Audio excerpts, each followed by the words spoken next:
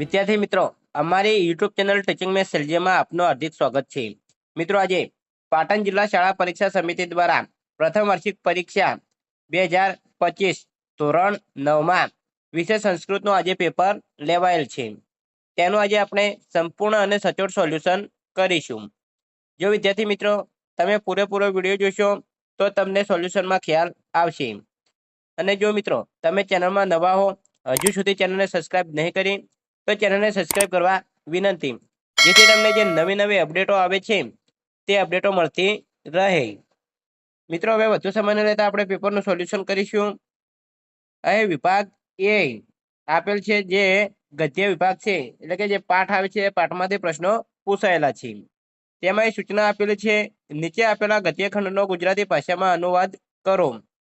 વિદ્યાર્થી મિત્રો, અહીં એક ફકરો આપેલો છે અને તેનો તમારે ગુજરાતી ભાષામાં અનુવાદ એટલે કે ગુજરાતી ભાષામાં લખવાનું છે. બીજા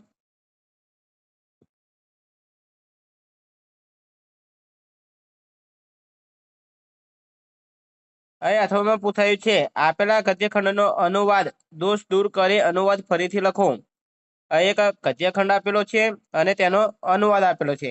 અનુવાદમાં અમુક દોષ રહી જાય છે, એટલે કે વાક્ય ખોટાઈ ગયા છે. તે વાક્ય આપણે સુધારવાના છે. તો પહેલા જોઈશું તો સ્વામી સત્યદેવનું વચન સાંભળી. આ જે ઉપર પેરેગ્રાફ આપ્યો છે, ફકરો આપ્યો છે, તેનું જ આપણે ભાષાંતર કરવાનું છે, એટલે કે ગુજરાતીમાં લખવાનું છે. તો એ જે ઉગ્ર છે તેની જગ્યાએ શાંત આવશે. આ ખોટું છે તેની જગ્યાએ સાચું છે તે આવશે. એમ મારો ઉદ્દેશ છે છેની જગ્યાએ નથી આવશે. એમ મારો ઉદ્દેશ નથી. આગળ બેસી રહ્યા તેની જગ્યાએ આવશે ઊભા રહ્યા. સત્યદેવ વિચારની મુદ્રામાં ઊભા રહ્યા. આ રીતે અહીં ભાષાંતર કરીશું તો આ રીતે આવશે. તો અનુવાદ દોષ આ રીતે દૂર કરવાનો અને તમારે જે આ ફકરો છે તે ફરીથી લખવાનો છે. આગળ જોઈશું તો નીચે આપેલા સંસ્કૃત પ્રશ્નોના ઉત્તર વિકલ્પોમાંથી શોધીને સંસ્કૃતમાં જવાબ લખો.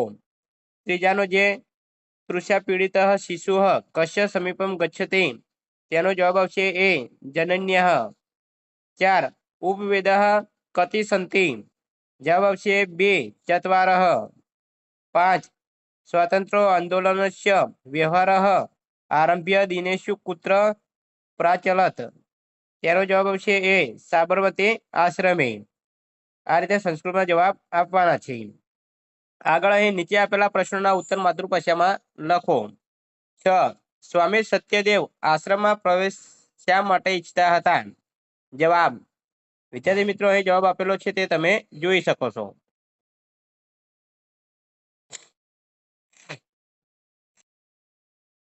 7 કુલાચાર એટલે શું? જવાબ.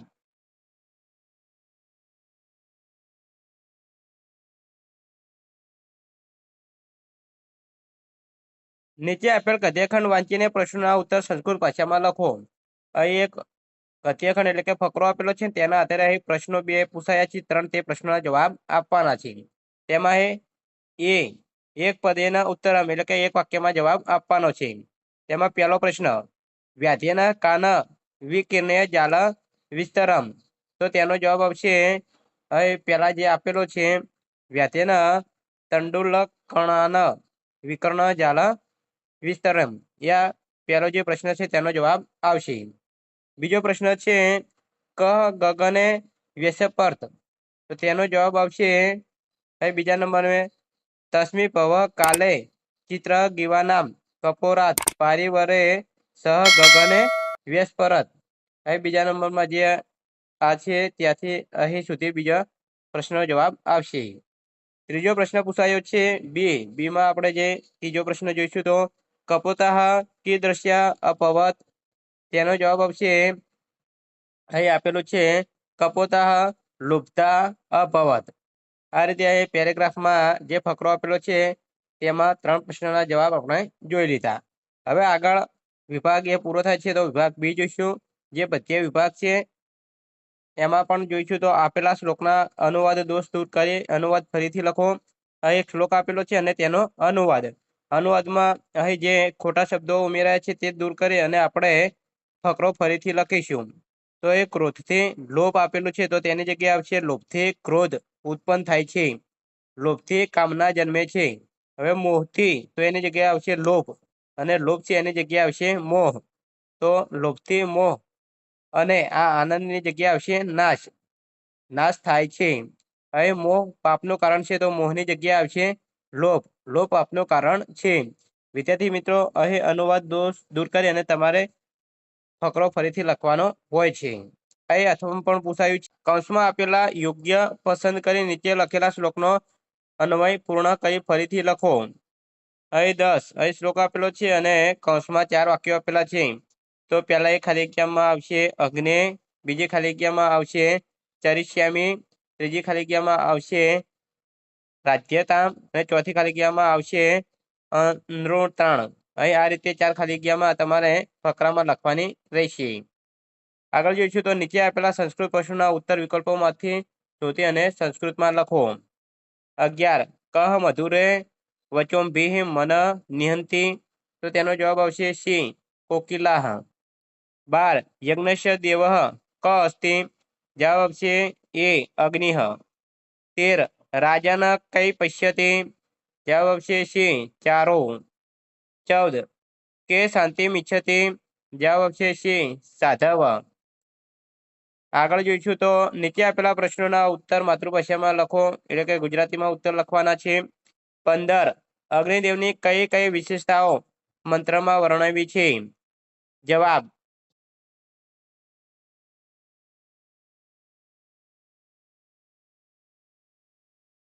16 દરિદ્રને શું આપવું જોઈએ, જવાબ દરિદ્રને તનનું દાન આપવું જોઈએ. આગળ જોઈશું તો શ્લોક પૂર્ણ કરો. 17 ચલ વિત્તથી શરૂ કરી અને હે જયંતી સુધી શ્લોક પૂર્ણ કરવાનો છે, જવાબ.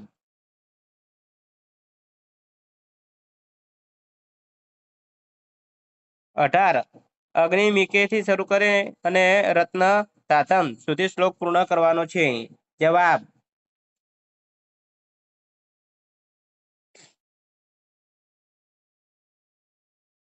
વિદ્યાર્થી મિત્રો, એ વિભાગ 2 પૂરો થાય છે. આગળ આપણે વિભાગ C જોઈશું, નાટ્ય વિભાગ. તેમાં એ પહેલું જ આપેલું છે, નીચે આપેલા નાટ્યખંડનો માતૃભાષામાં અનુવાદ કરો. તો એ 19માંથી શરૂ કરી અને ભોજથી શરૂ કરી અને અહીં યુવક ત્યાં સુધી આપેલું છે, તેનું આપણે ગુજરાતીમાં ભાષાંતર કરવાનું છે. તો જવાબ.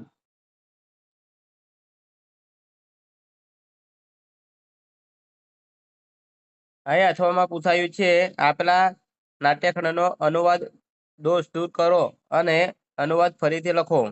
અહીં વિશ્વમાં આપેલું છે, જે આપેલું છે નાટ્યખંડ, એનો અનુવાદ આપેલો છે અને અનુવાદમાં જે દોષ રહેલો છે તે આપણે દૂર કરીશું. વિદ્યાર્થી મિત્રો, તમારે ફરીથી લખવાનું રહેશે.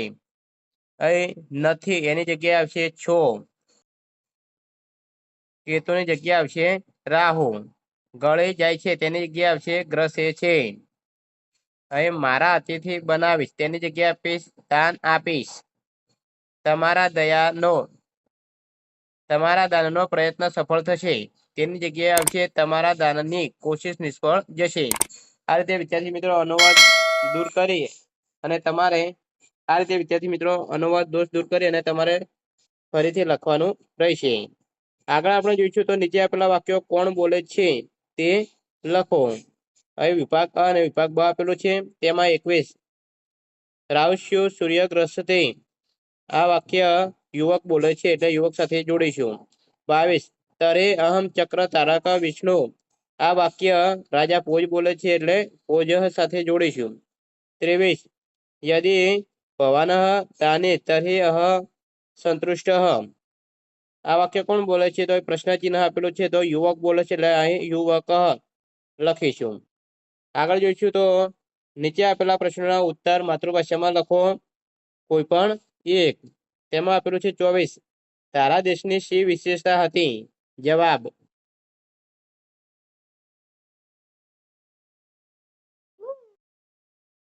25 રાજા ભોજ કેવા હતા, જવાબ.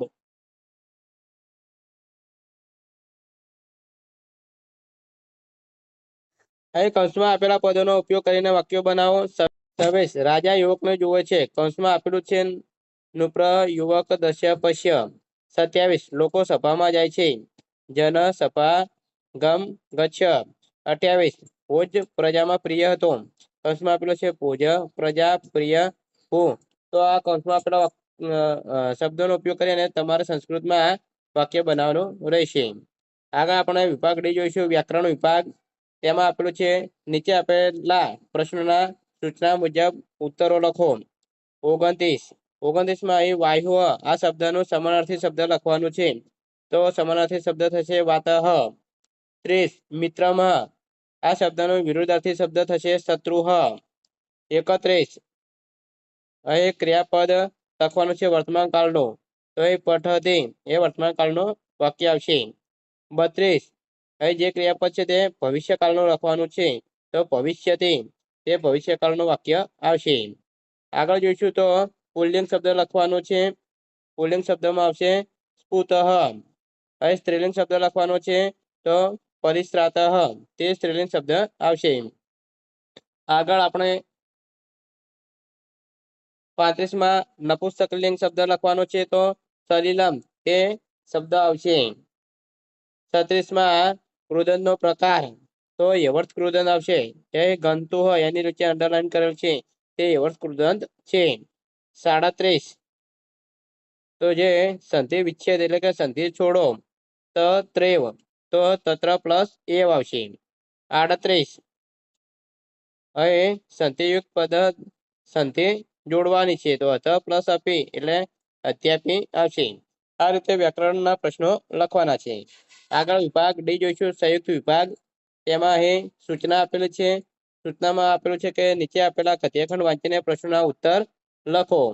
સંસ્કૃતમાં પ્રશ્નોના જવાબ આપવાના છે. તેમાં અહીં એક ફકરો આપેલો છે, તેના આધારે પ્રશ્નોના જવાબ આપવાના છે. પહેલો પ્રશ્ન, દિલીપ કશ્ય વંશે અભિયમ. તો જવાબ આવશે દિલીપ મનોવંશે અભિયમ. અહીં પહેલી જ લીટીમાં આપેલું છે મનોવંશે. બીજો, દિલીપસ્ય વધુ કા આશિત. તો જવાબ આવશે દિલીપ કશ્ય દિલીપસ્ય વધુ સુદક્ષિણા આશિત. અહીં સુદક્ષિણા આવશે બીજામાં. ત્રીજો, એકદા દિલીપ પુત્ર અગચ્છત.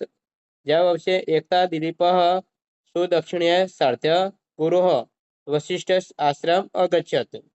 આ રીતે વિદ્યાર્થી મિત્રો ફકરો આપેલો છે તેમાં જોઈ અને પ્રશ્નના જવાબ લખવાના છે. આગળ અહીં જોડકા જોડવાના છે. તેમાં અહીં કર્તા સાથે યોગ્ય કૃતિ જોડો. તો અ વિભાગ અને બ વિભાગ એમાં 40 કાલિદાસ. તો કાલિદાસની આ ત્રણમાંથી કઈ કૃતિ છે તે તમારે કમેન્ટ બોક્સમાં જણાવવાનું રહેશે. તથા 21 બલ્લાળ સેન તેમની પણ અહીં કઈ કૃતિ આપેલી છે ત્રણમાંથી તે તમારે કમેન્ટ બોક્સમાં જણાવવાનું રહેશે. અને 42 વિષ્ણુ શર્મા તેમની કૃતિ છે પંચતંત્ર. તો એ બાકીની બે વધી ભોજ પ્રબંધ અને ઋતુ સંહાર. એ કાલિદાસ અને બલ્લાળ સેન એ બંનેમાંથી કોની કોની કૃતિઓ છે તે તમારે કમેન્ટ બોક્સમાં જણાવવાનું રહેશે. આગળ જોઈશું તો રેખાંકિત પદોને શુદ્ધ કરીને કથ્યખંડ ફરીથી લખવાનો છે. કોઈ પણ 3. 43મું આપેલું છે. અને અહીં નીચે આપેલા શ્લોકને માતૃભાષામાં અનુવાદ કરીને અર્થ વિસ્તાર લખો. 44 તો 44 અને 45 બંનેમાં આપણે માતૃભાષામાં અનુવાદ કરી અને તેનો અર્થ વિસ્તાર કરીશું. તો જવાબ,